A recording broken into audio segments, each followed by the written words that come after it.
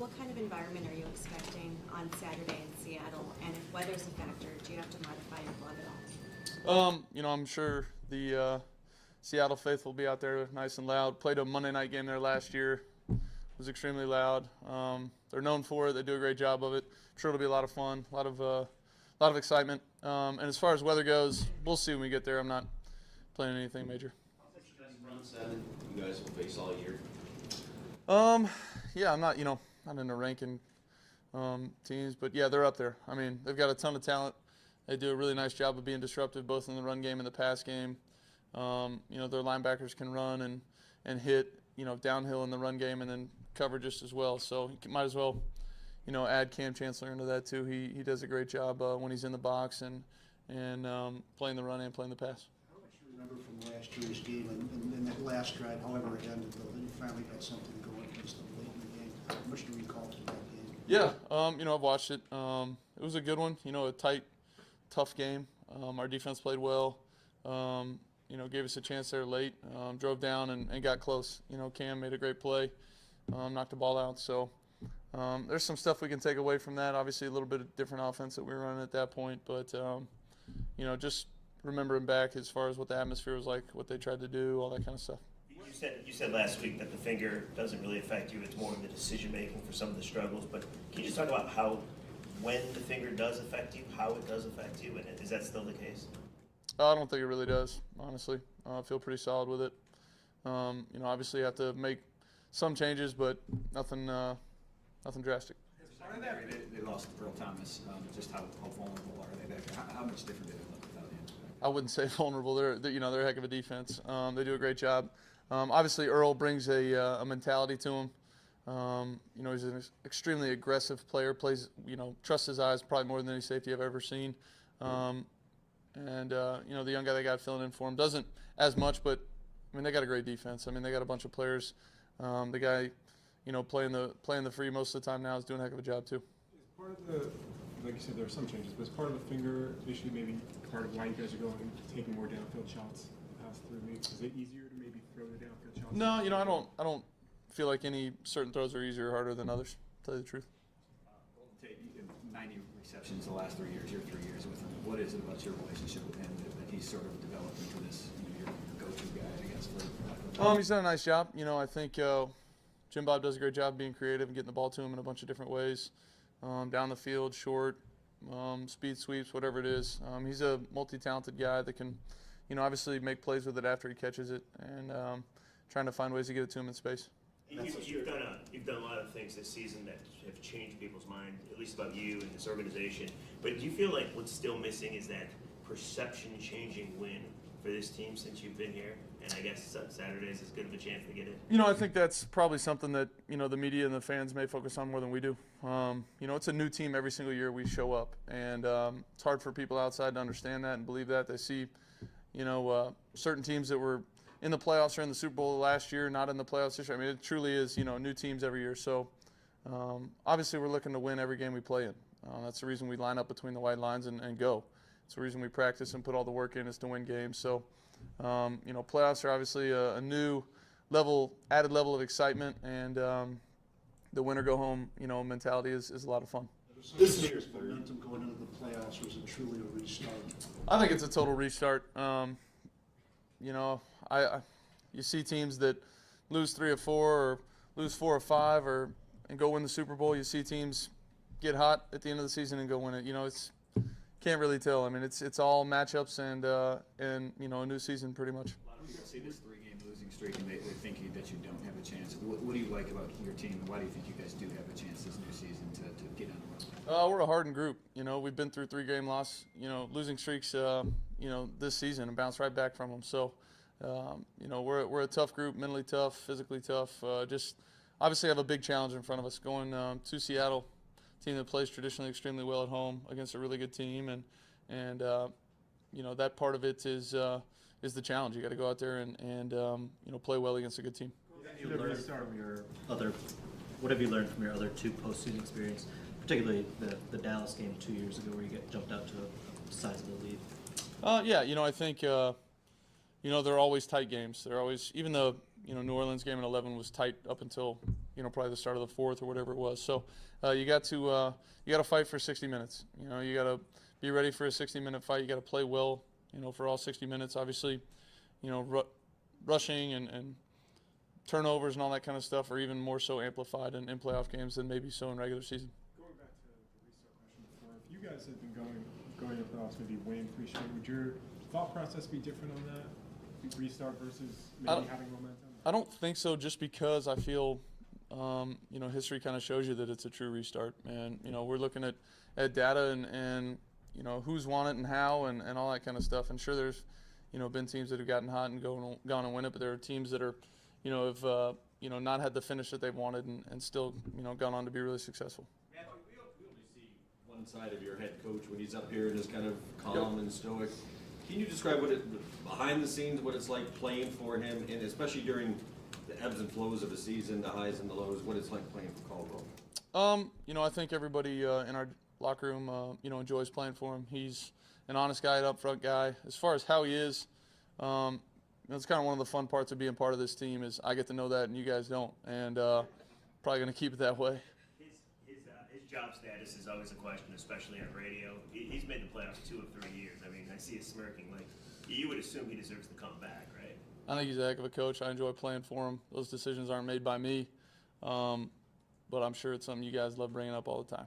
Have you experimented practicing without the splint at all? Is that something that... I don't think that's, really possible, to tell you the truth. Kind of need to have it. You mentioned the magnified nature of the run game going into the playoffs. You've had 2 probably better run performances than you have the rest of the season coming in. Just having Zach going and the offensive line blocking that up, how much has that helped you have more of a balanced offense, helped your game? It's been nice. I think the more successful you can be on the ground, the better. Especially going to a place like Seattle, might be cold, might be rainy, might be snowy, whatever it is. Sometimes more difficult to throw the football. So the more you can run it, and the better you are at running it, the play action game opens up, and maybe the windows to throw the ball in maybe get a little bit bigger. The more that we can run the ball, and really just the more efficiently and better we can run the ball is best. Matt, in your first 2 playoff games, individually and as a unit, you guys have gotten out of the game real quick, and there's been no feeling out. You had the lead in the first half and the second half against the Saints. You know what happened against Dallas. Why is that? Why have you guys been able to start so quickly offensively the 2 times you I think anytime you get out and you score points, it's execution. That's what offensive football is all about. Executing, guys up front blocking, backs hitting the correct holes when they're running, me making the correct decisions, and our guys getting open and catching the ball. So it's all execution, really, when you look at the offensive side of the ball. We've done it in different ways. In Dallas, had a big play to GT. In other games, it's been, kind of just matriculating the ball down the field. So whatever it takes, we've done a nice job of it. Is that what's holding you guys back in the second half so late, not executing? I think so. There hasn't been, drastic scheme changes from defenses or, injuries or anything that's really kind of slowed us down. We just haven't done a good enough job of, executing. That starts with me. I got to make sure everybody's, in the right place, doing the right stuff all the time. So the finger hasn't played into it at all? I don't think so. All right. Good. Thanks, guys.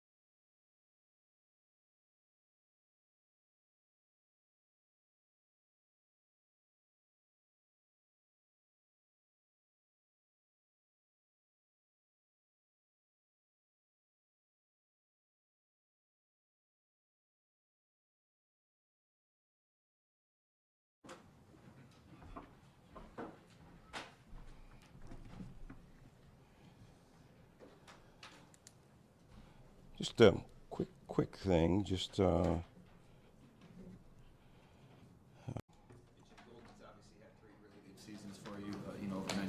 explain the leap that he made, the production and as a player, since he came from Seattle to you guys? What is it about him that he's grown? I'm not certain that it was, a huge leap. The numbers have been a little different, maybe because just styles and those kinds of things. But one of the guys that I probably knew as much about as anybody was Golden coming out of college, and primarily because of the fact that Bill Polian was his son Brian worked at Notre Dame, so Bill would go up there quite often, not only obviously to scout the games, but then also because his son was obviously, I think, coaching special teams, maybe recruiting coordinator or something of that nature. But he would come back and he was oftentimes talking about Golden and what he did in the ball game, so he's always had ability. It's not like it's something that just showed up, just happened. This guy could run, catch, really good with the ball in his hands, breaks tackles. He's always been that kind of guy, I think. When you look at the Seahawks, their overall numbers might be down and all that. How do you regard, maybe not as powerful as it was a couple of years ago, how do you regard them when you look at, some of those statistics that they indicate otherwise?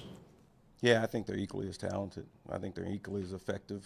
No matter where you look, they still got outstanding players playing multiple positions: linebacker, defensive line, defensive end, in the perimeter. It's a talented group. On offense, it's the same thing. With Russell Wilson, he makes things go. Baldwin's doing a great job as usual. They got a tight end that's a nightmare to match up with. They do things well. Their special teams is tough to handle.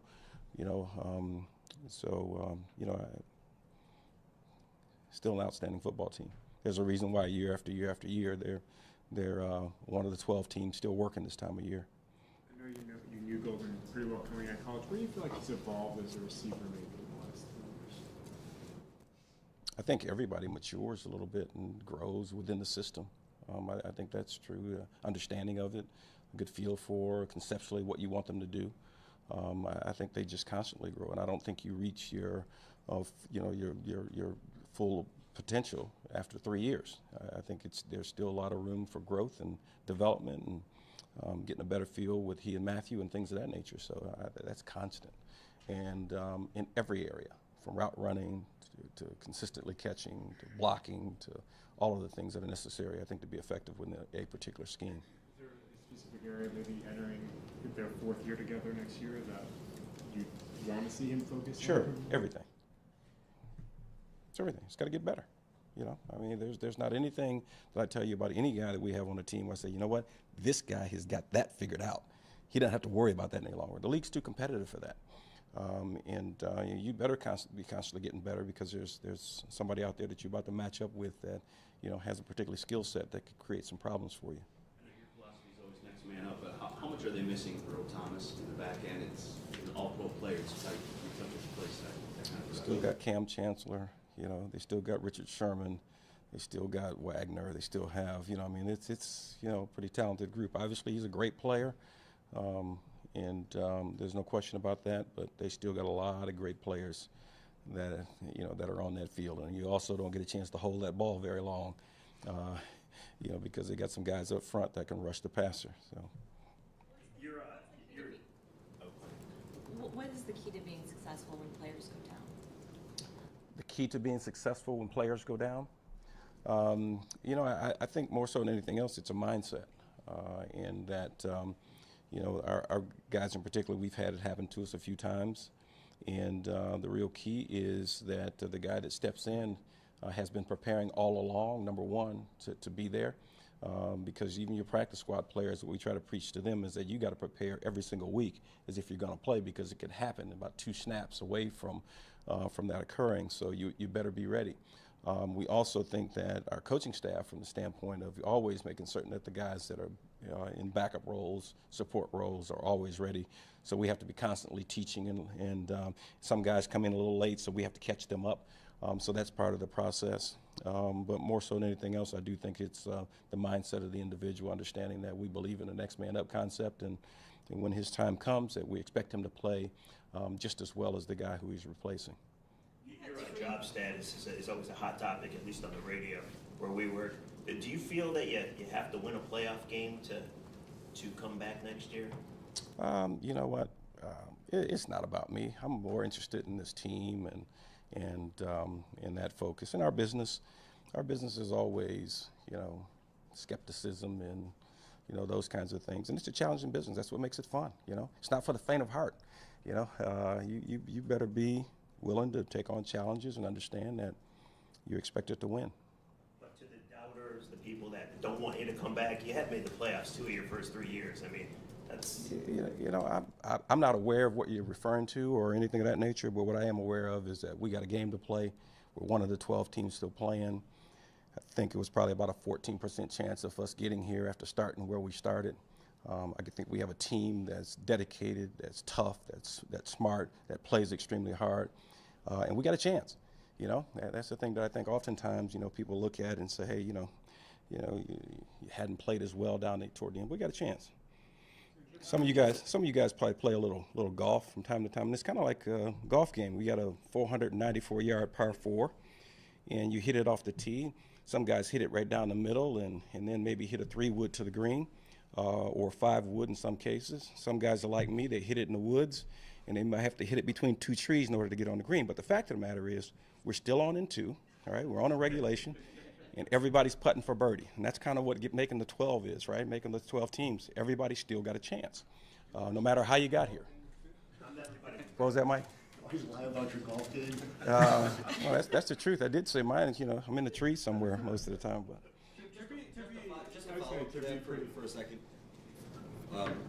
Do you have conversations with Bob Quinn at all about during this season, or do you expect all that to be done after the season? I'm not certain what you're referring to, but in terms of conversation, we talk every single day, like 50 times a day. Yeah, I mean about your job with what more you're in your contract. You know what? We talk about one thing and one thing only, and that's trying to get ourselves in position to win that particular week. And that's what we do constantly, trying to improve the roster, get us in great shape, those kinds of things. Just to be direct, then, has Bob Quinn or anyone in the front office or anyone in ownership told you about that? Just to be direct, I wouldn't tell you if they did, because I'm not focused in on that. Isn't it hard, though? Just last question about it, but isn't it hard not to focus at all about it? I mean, people are talking whether you hear it or not. Very, very simple, actually, simply because of the fact that since 1978, when I first started coaching, we coached on one-year contracts back in those days. Nothing was ever promised to you. I've always been in that mode.